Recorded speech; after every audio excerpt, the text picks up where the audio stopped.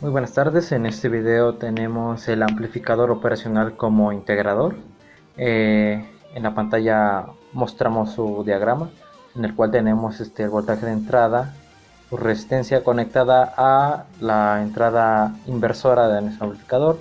y también de ahí partiendo un capacitor conectada a la salida del amplificador.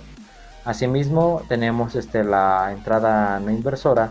conectada a tierra. Bien, al tener el voltaje de entrada, pasa sobre la resistencia, en la cual tendremos una corriente I1, y llegando hasta nuestro nodo A, esta se dividirá en dos corrientes, que será I2, la que va hacia el capacitor, e I sub menos, la que irá a nuestro amplificador.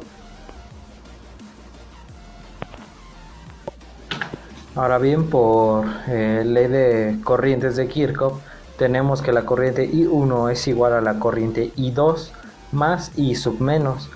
pero para este análisis tomaremos al amplificador operacional como ideal, por lo tanto la corriente I sub menos será tomada como 0.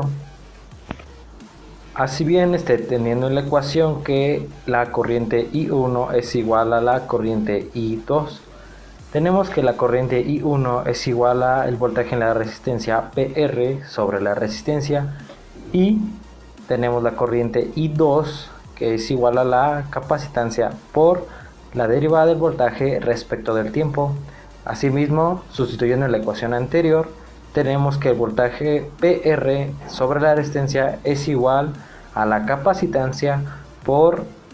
la derivada del voltaje en el capacitor respecto del tiempo. Ahora bien, por otro lado, tenemos que el voltaje en el capacitor es igual al voltaje VA menos el voltaje de salida VO.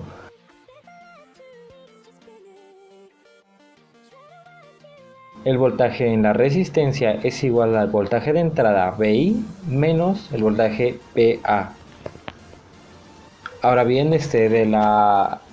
ecuación de corrientes que teníamos, esta la igualaremos a 0 para después sustituir los valores que sacamos del capacitor y de la resistencia. Y sustituyendo la ecuación tenemos lo siguiente.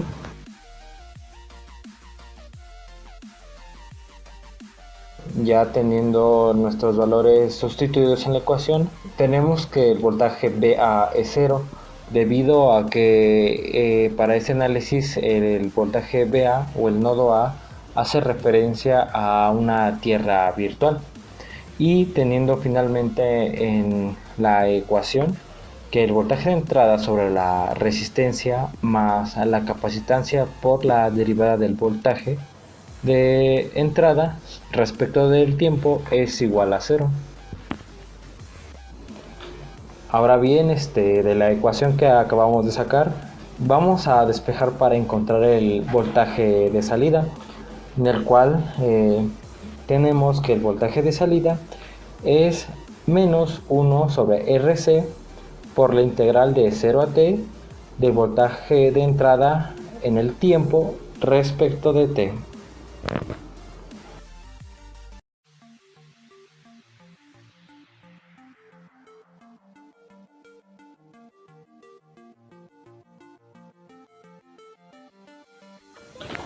Para la siguiente parte del cálculo de ganancia tenemos primero que nada un amplificador inversor generalizado, en el cual en el esquema podemos ver las distintas impedancias que tiene, la cual está definida por Z1 y Z2, y la ganancia respectiva en su modo inversor, que es menos el cociente de Z2 entre Z1. Sin embargo, para la parte de nuestro amplificador como integrador, tenemos dos impedancias, las cuales son Z1, que viene siendo la resistencia, y Z2, que viene siendo el capacitor, la cual su impedancia está definida sobre 1 sobre J 2πf por la capacitancia siendo 2πf omega.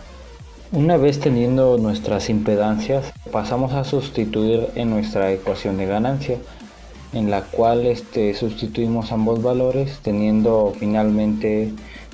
como resultado el cociente de menos j sobre 2πf por rc, que finalmente le tendremos que sacar un módulo. Bien, para la parte del módulo lo que hacemos es elevar nuestra ecuación anterior al cuadrado, y además de extraer la raíz, la cual con esta operación eliminamos los términos imaginarios, teniendo finalmente el cociente de 1 sobre 2πf por rc, y teniendo la observación de que cuando la frecuencia tiende a 0, nuestra ganancia, el módulo de la ganancia tiende a ser infinita.